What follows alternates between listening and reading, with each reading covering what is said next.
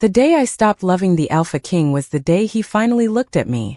At least, that's what everyone believed afterward. The truth was far quieter than that. Hearts rarely break with thunder. Most of the time, they fade like the last light slipping behind the trees, so slowly that no one notices until the darkness has already settled. For 9 years, Evelyn Brooks loved Damien Blackwood without asking for promises, without demanding answers, and without expecting the crown that so many others dreamed about. She simply stayed. She remembered how he took his coffee before sunrise meetings. She left fresh bandages outside his study after long patrols. She made sure the council chamber was always prepared before the elders arrived, then disappeared before anyone thought to thank her. The pack saw efficiency. Damien saw reliability. No one saw devotion. Perhaps that was her greatest mistake. Every celebration ended the same way. Damien surrounded by advisors, warriors, and noble families.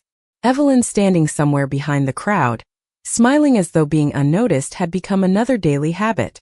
She never interrupted him. She never competed for his attention.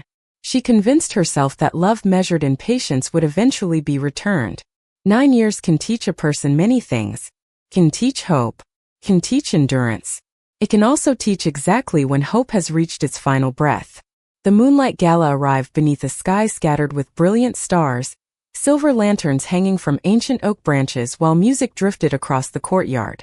The entire kingdom gathered to celebrate another prosperous season, and every eye followed Alpha King Damien, as he welcomed honored guests with calm confidence. Evelyn watched from the edge of the garden, holding a small velvet box she had carried all evening. Inside rested a simple compass, handcrafted years ago by Damien's late father, finally restored after months of careful work. She had imagined giving it to him in private. Instead, she watched him cross the courtyard without ever seeing her. His attention settled on another woman surrounded by laughter and admiration. Evelyn waited. Just one more minute. She whispered to herself. Then another. And another. Until she realized she had been measuring her entire life in one more minute. She looked down at the compass, closed the velvet box, and smiled with a peace that surprised even her. For the first time in 9 years she stopped waiting. Before dawn, her resignation letter rested neatly upon the Alpha King's desk. By sunrise, Evelyn Brooks had already walked beyond the borders of Mooncrest, carrying nothing except a small suitcase, a quiet heart, and the last piece of herself that she had finally decided to keep. Evelyn expected the first morning away from Mooncrest to feel unbearable, yet the silence greeting her as dawn painted the hills in pale gold felt strangely gentle. She rented a modest room above an old bakery in the neighboring town of Ashgrove, a place where no one bowed because of titles and no one whispered because of palace rumors. The scent of fresh bread drifted through the wooden floorboards before sunrise, replacing the familiar smell of cedar halls and polished stone. For the first time in years she woke because she wanted to, not because someone else needed something from her. Back at Mooncrest, the castle moved exactly as it always had. Servants prepared breakfast. Council members gathered with thick folders beneath their arms. Guards rotated at the front gates. Damien entered the council chamber without noticing that one chair near the windows remained empty. He glanced toward the side table where a fresh cup of black coffee always waited before every meeting. Nothing was there. One of the younger attendants hurried forward, cheeks turning red with embarrassment. "Your Majesty, I am sorry. I thought someone else had prepared it." Damien nodded without concern. "It is fine." The meeting continued. Reports arrived out of order. Several important documents had not been sorted. A visiting ambassador waited nearly 20 minutes because no one remembered the revised schedule. Small mistakes appeared everywhere, each one insignificant on its own, yet together they created an unfamiliar sense of disorder. Damien assumed it was simply an unusually busy morning. By afternoon, the royal greenhouse had not received the rare herbs needed for the infirmary. The stable master apologized because no one had confirmed the transportation schedule for the supply wagons. The royal librarian quietly admitted that next week's education program for orphan children had accidentally been cancelled. Damien frowned. Who normally coordinates these details? The room fell silent. An older councilwoman lowered her eyes before answering softly. Evelyn Brooks. The name settled over the chamber without ceremony. Damien repeated it almost absent-mindedly. Then asked Evelyn to correct the schedule. Another silence followed, longer this time. The councilwoman clasped her hands together. She submitted her resignation yesterday evening. Damien looked up from the papers for the first time. Resignation. The word sounded unfamiliar, as though it belonged to someone else's conversation. She has already left Mooncrest, the councilwoman replied. No forwarding address was provided. Damien stared at the empty chair beside the windows. Memories surfaced in fragments rather than complete pictures. Evelyn quietly placing corrected reports beside his desk before sunrise. Evelyn reminding him about birthdays of elderly pack members he would have forgotten. Evelyn standing near the entrance after every difficult council session, always asking the same simple question. Have you eaten today? He could not remember the last time he had actually answered her. Outside the palace, autumn leaves drifted across the stone courtyard, while distant bells echoed through the valley. Life continued as though nothing important had changed. Yet somewhere beneath routines and responsibilities, a quiet absence had begun spreading through Mooncrest like the first cool breeze before winter. No one could explain why the palace suddenly felt larger, colder, and strangely unfamiliar. No one understood it yet. But for the first time in many years, the Alpha King's world had begun to notice the shape of the person who was no longer standing quietly beside him. The following morning, Damien walked into his office earlier than usual, hoping the strange disorder from the previous day had simply been an unfortunate coincidence. Sunlight stretched across the polished wooden floor, illuminating shelves lined with carefully organized records, maps, and correspondence collected over generations of Alpha Kings. At first glance, everything appeared exactly as it always had. Then he noticed the vase of white lilies near the window had wilted. Fresh flowers had appeared there every Monday for years, yet he had never once asked who replaced them. His eyes drifted toward the bookshelf where a narrow space interrupted the perfect arrangement. One journal was missing. Curious, he opened the drawer beneath his desk. Inside rested a neatly folded piece of parchment in Evelyn's unmistakable handwriting. It was not a farewell letter. It was nothing more than a checklist. The Harvest Festival schedule had been revised. Medicine deliveries had been confirmed through the end of winter. Donations for widowed families had already been paid anonymously for the next 6 months. Even after deciding to leave, she had quietly finished every responsibility without expecting recognition. Damien folded the paper slowly. For reasons he could not explain, the room suddenly felt much quieter. Throughout the day, more questions found their way to him. A young apprentice asked where Miss Brooks kept the archive keys because no one else knew. The palace cook wondered who now approved special meals for elderly pack members with medical restrictions. The head gardener admitted he had never learned which rare seedlings Evelyn ordered every spring because she had always handled the arrangements herself. Every answer seemed to lead back to the same person. Every small kindness carried her invisible signature. Late that afternoon, Damien wandered into the palace library, searching for nothing in particular. The elderly librarian smiled sadly when she saw him. She loved this room, the woman said softly. Every Thursday evening she read stories to children who had lost their parents. She always asked us not to mention her name because she wanted them to remember the stories, not the storyteller. Damien looked toward the circle of empty wooden chairs near the fireplace. He had walked past that room dozens of times without ever opening the door. Outside, gentle rain began tapping against the tall windows, wrapping the castle in a peaceful gray silence. He found himself remembering moments he had dismissed without thought. Evelyn waiting patiently after council meetings while everyone else hurried away. Evelyn leaving homemade soup outside the infirmary whenever illness spread through the pack.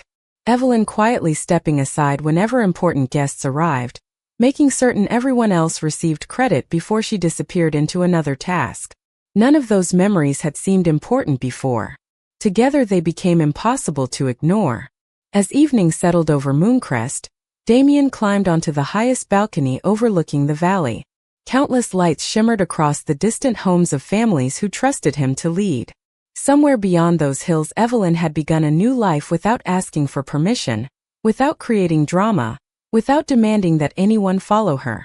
She had simply chosen herself for the first time. The realization settled over him with unexpected weight. He had never truly asked what made her smile, what frightened her, or what dreams she quietly buried while helping everyone else achieve theirs. For 9 years he had believed loyalty would always remain waiting at the palace gates. Now, standing beneath the fading light, he faced a truth no title could change. Some people do not leave because they stop loving you. They leave because they finally learn how to love themselves. 3 days passed, and Ashgrove slowly began to feel less like a place Evelyn had escaped to and more like a place she had chosen. Every morning she helped the elderly baker arrange warm loaves in the front window before the first customers arrived. The work was simple. Flour dust settled across the wooden counter. Bells chimed each time the door opened. Children pressed their hands against the glass, deciding which pastry to spend their allowance on. No one addressed her with formal titles. No one expected her to solve impossible problems before breakfast. They simply smiled and said good morning. At first, the quiet felt unfamiliar. Then it became comforting. One rainy afternoon, the bakery owner noticed Evelyn carefully repairing a loose cabinet hinge instead of asking someone else to do it. The older woman laughed gently. "You are the kind of person who cannot walk past something broken without trying to fix it." Evelyn smiled politely but did not answer right away. After a long pause she whispered, "I am learning that not everything is mine to repair." Those words stayed with her long after the conversation ended. Back in Mooncrest, Damien found himself noticing countless small details that had once disappeared into the background. The palace corridors echoed differently. Evening meals arrived late because no one remembered his habit of working through dinner, unless someone quietly interrupted him. The council meetings stretched longer because discussions drifted without the careful notes Evelyn had always prepared in advance. Even the royal gardens seemed less vibrant. The head gardener admitted that Evelyn had personally selected every flowering tree planted near the palace paths, because she believed beauty made difficult days easier to endure. Damien wandered those paths after sunset, stopping beneath a blooming white magnolia. He suddenly remembered a spring afternoon years earlier when Evelyn had asked whether he preferred white blossoms or pink ones. Distracted by military reports, he had answered without looking up, "Either is fine." She had smiled anyway. Standing beneath those same branches now, he realized she had planted white magnolias throughout the grounds because of that careless reply. She had remembered a sentence he could barely remember speaking. Meanwhile, life continued quietly in Ashgrove. One evening, a young girl entered the bakery carrying a torn storybook. Several pages had fallen loose, and she looked ready to cry. Evelyn knelt beside her, gathered each page carefully, and spent nearly an hour repairing the binding with thread and soft linen tape. When she handed the book back, the little girl hugged it tightly before smiling with complete relief. Her mother thanked Evelyn more than once, but Evelyn simply shook her head. "Stories deserve another chance," she said. The baker watched the exchange with thoughtful eyes. Later she remarked, "You always give pieces of yourself to strangers." Evelyn looked out the rain-speckled window toward the quiet street.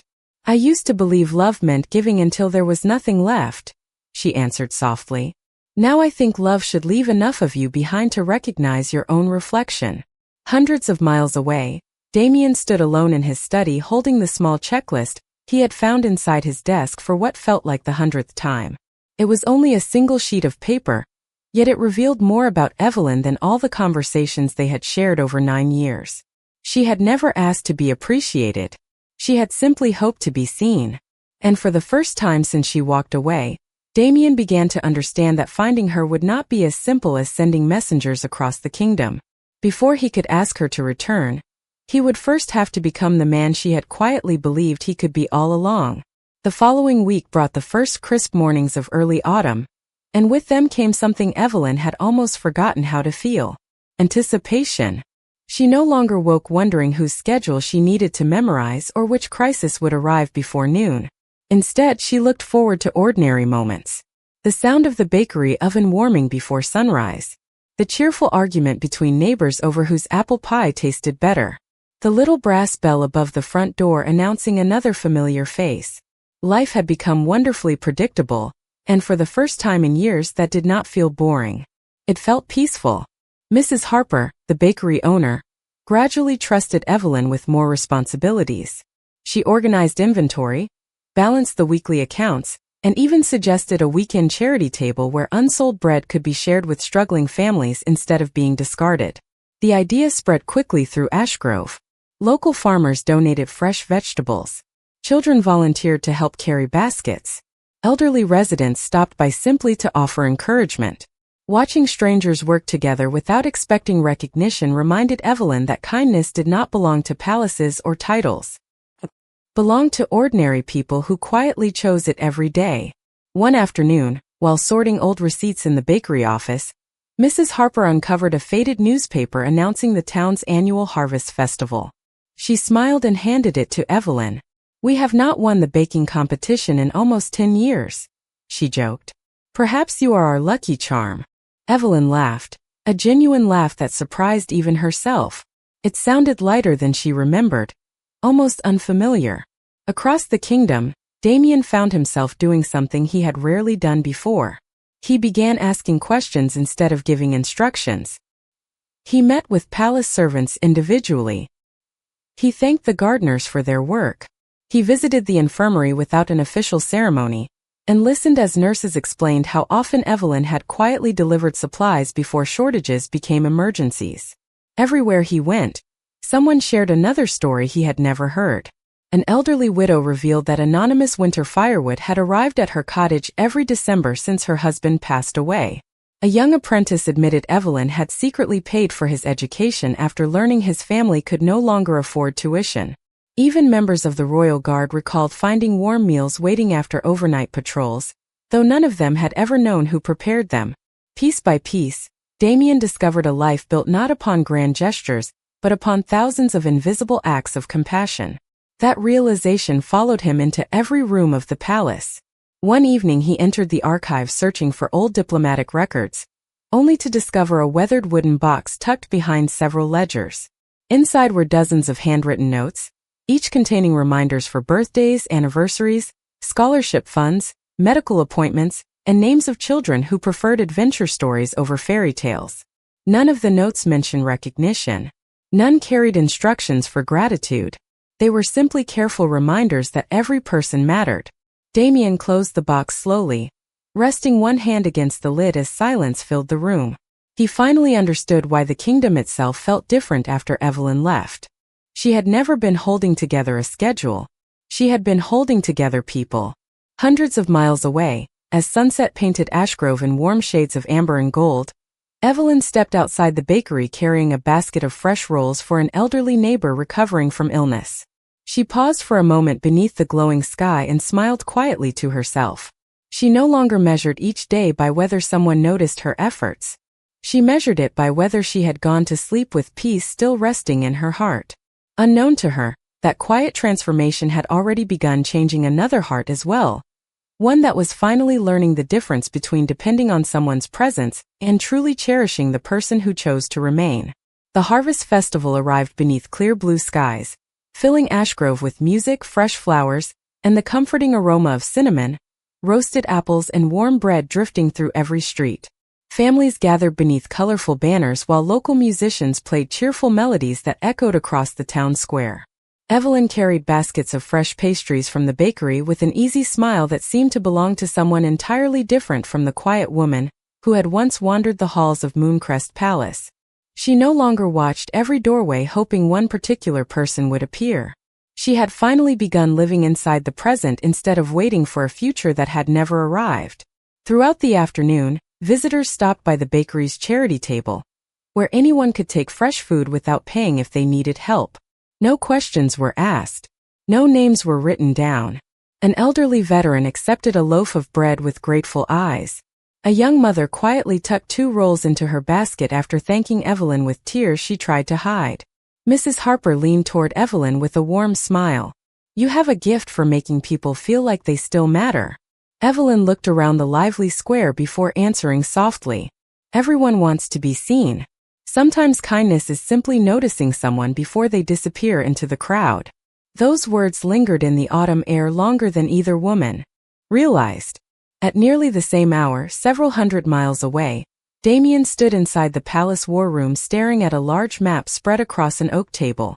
Colored pins marked neighboring towns, trade routes, and settlements throughout the kingdom. His chief advisor waited patiently for instructions. Damien finally broke the silence. "Do not send soldiers." The advisor looked surprised. "Your Majesty?" Damien folded his hands behind his back. "If she chose to leave quietly, I will not turn her into a royal search order. Ask merchants, teachers, healers, and travelers whether they have met a woman named Evelyn Brooks. If anyone has seen her, they are free to tell me. If they choose not to, respect that decision." The advisor nodded slowly. It was an unusual command. It sounded less like an alpha king issuing orders and more like a man hoping the world might show him a little mercy. During the following days, messages returned from villages across the kingdom. Most reported nothing. A few remembered meeting a polite young woman who helped repair community gardens or organize libraries before quietly moving on. Every story sounded familiar. She never stayed long enough for praise. She simply left each place a little better than she found it. Damien read every report himself. One evening, an elderly traveling teacher visited Mooncrest after completing his yearly journey through neighboring towns. As he prepared to leave, he paused at the palace gate and turned toward Damien. "I met a remarkable young woman in Ashgrove," he said thoughtfully. "She spent an afternoon reading stories to children while their parents worked the festival booths. When I thanked her, she smiled and said that sometimes people do not need heroes. They only need someone willing to stay until the story has a happy chapter." Damien felt his heartbeat slow. Ashgrove.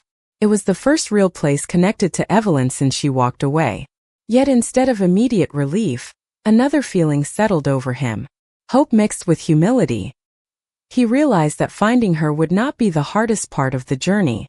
The hardest part would be convincing the woman who had finally found peace that returning to his world would never again require her to lose herself. Damien left Mooncrest before sunrise with only 2 trusted companions, choosing plain traveling clothes instead of royal colors, so that every conversation he had along the road would be honest rather than influenced by his title. He wanted people to answer because they remembered Evelyn, not because they feared their alpha king. The journey toward Ashgrove carried him through quiet valleys, golden fields, and small towns where life moved at a gentler pace than the palace had ever allowed. At every stop he asked the same simple question. "Have you met a woman named Evelyn Brooks?" The answers surprised him in ways he never expected. An elderly carpenter smiled warmly and said, "She repaired the reading benches outside our school without telling anyone." A young mother laughed softly. "She spent an afternoon teaching my son how to bake bread because he believed he would never be good at anything." A traveling musician adjusted the strings of his guitar before adding, "She stayed after everyone left the square and helped me pack my equipment because she noticed my shoulder was hurting. She never asked for thanks." No one spoke about grand achievements. They spoke about ordinary kindness. Yet every story carried the same ending. She made this place feel warmer. Damien realized that wherever Evelyn traveled, she left behind something no crown could command. She left people feeling remembered. Meanwhile, Ashgrove continued preparing for the cooler months ahead. The bakery grew busier each day as neighbors stocked shelves with fresh pies and homemade preserves. One afternoon, Mrs. Harper asked Evelyn to deliver a basket of bread to the newly restored community library across town. As Evelyn stepped through the front door, she paused in quiet surprise.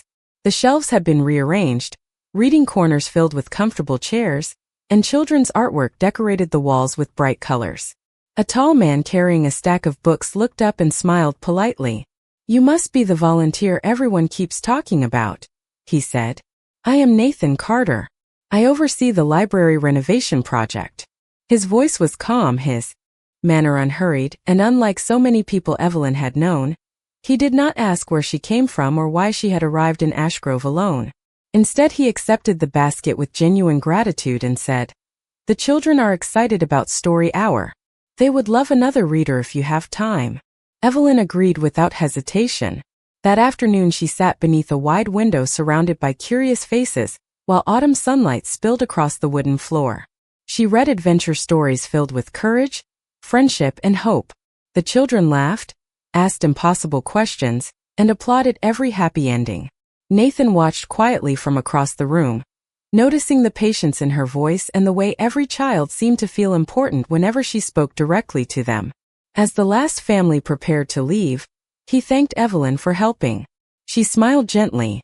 Stories remind people that difficult chapters are not always the final ones. Nathan nodded thoughtfully. I think that is true of real life too. She looked at him for a brief moment before smiling again, not because romance had suddenly appeared, but because she had met someone who listened without trying to solve her, admired without trying to possess her, and respected the quiet person she had become. At almost that same hour, Damien reached the outskirts of Ashgrove. Standing beside the weathered welcome sign at the edge of town, he drew a slow breath as church bells echoed across the valley. He had finally found the place where Evelyn had begun again.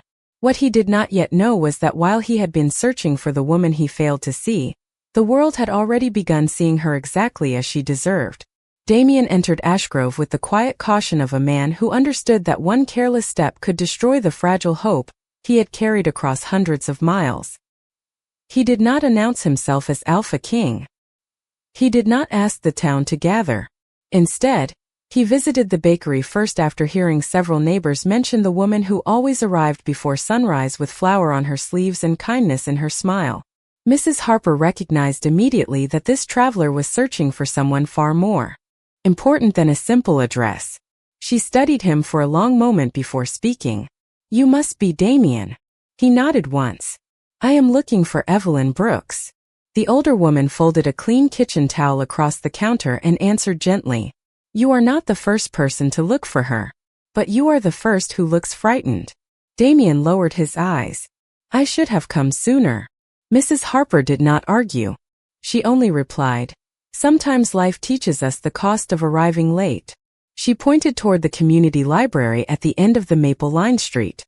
She volunteers there every Wednesday afternoon. Damien thanked her quietly and walked through streets alive with ordinary happiness. Children chased one another beneath bright autumn leaves. Shopkeepers greeted familiar customers by name. Neighbors stopped to exchange stories without glancing at expensive watches or royal schedules. It was the kind of peaceful life Evelyn had quietly created for herself, one built not on obligation but on choice. When Damien reached the library, he stopped outside the open doorway. Laughter floated through the room before he saw her. Evelyn sat in a wooden chair surrounded by children listening with complete attention, as she finished reading the final chapter of an adventure story. Every face glowed with excitement. Every smile reflected the warmth in her voice. She looked lighter than he had ever seen her. Not because life had become easier, but because she no longer carried invisible expectations upon her shoulders. Damien remained outside until the children thanked her and hurried toward the exit holding borrowed books against their chests. Only then did Evelyn look up. For a brief moment, neither of them spoke. The silence between them held 9 years of unspoken feelings, quiet sacrifices, missed opportunities, and the difficult distance that only truth could measure. Damien took one careful step forward. Hello, Evelyn. She smiled politely, calm rather than surprised. Hello, Damien. There was no bitterness in her voice. Somehow that hurt more than anger would have. He searched her eyes for the familiar hope that had once waited for him every day. Instead he found peace. I have been looking for you, he admitted. Evelyn nodded gently. I know you would eventually. He hesitated before asking the question that had followed him across every mile of the journey. Why did you never tell me how unhappy you were? She looked toward the tall windows where golden leaves drifted slowly through the afternoon sunlight. Because I was not unhappy every day, she answered honestly. I was simply disappearing one small piece at a time. The frightening part was that even I stopped noticing. Damien stood completely still. Every explanation he had prepared vanished. There was nothing to defend, nothing to correct. Only truth remained. Evelyn met his eyes once more. Her expression filled not with resentment but quiet understanding. Leaving was never about punishing you, she said softly. It was the only way I remembered how to stay with myself. Those words settled into the silence between them, and for the first time in his life, Damien understood that love could not survive if it required one heart to slowly disappear so another could remain comfortable. Damien remained in Ashgrove for several days, not as a king demanding forgiveness but as an ordinary man willing to listen. He did not ask Evelyn to return with him. He did not promise impossible miracles or speak dramatic words that belonged only in stories. Instead, he helped Mrs. Harper carry flour before sunrise, repaired broken shelves inside the library, and quietly joined the volunteers serving meals at the weekly community gathering. At first, the townspeople did not know who he truly was. They only saw someone trying to become useful. Evelyn noticed everything without saying much. She saw him thanking people who could offer him nothing. She saw him waiting patiently instead of expecting the world to move aside. Most importantly, she saw that every act of kindness happened even when she was not watching. One cool evening, as the last rays of sunlight settled across the town square, Damien found Evelyn sitting beneath the old maple tree where children often gathered after school. He sat on the bench beside her, leaving enough space to honor the distance she had chosen. For a while, neither of them spoke. The wind carried golden leaves across the stone path, and somewhere nearby a church bell marked the end of another peaceful day. Finally, Damien broke the silence. "I used to believe leadership meant protecting everyone around me," he said quietly. "I never realized that the person standing closest to me was the one I failed to protect." Evelyn looked toward the fading sunset before answering. "You were never responsible for my happiness, Damien. But you were responsible for seeing the people who loved you." He nodded slowly. "I see that now." There was no argument left between them, only understanding earned through loss. Damien reached into his coat and placed the small handcrafted compass on the bench between them. It was the same gift she had restored with such care before leaving Mooncrest. "I found this on my desk after you were gone," he said. "For years I thought this compass pointed north. Now I think it was always trying to point me toward the person I should have valued first." Evelyn gently picked up the compass, running her fingers across the worn wood before smiling with quiet gratitude. She did not return it. She simply held it close, as though accepting both the memory and the lesson it carried. As the first evening stars appeared above Ashgrove, she stood and offered Damien a small, hopeful smile. "I cannot become the woman I was before," she said. She stayed too long waiting to be noticed. Damien rose beside her. "I am not asking for yesterday," he replied. "If there is ever another chance, I want to earn tomorrow." Evelyn did not answer immediately. Instead, she began walking toward the glowing lights of the town, and after a brief pause, Damien walked beside her rather than ahead of her. Neither of them knew exactly where the road would lead. This time, however, they would walk it as two people who had finally learned that real love is never measured by how long someone waits in silence, but by how faithfully two hearts choose to see one another every single day.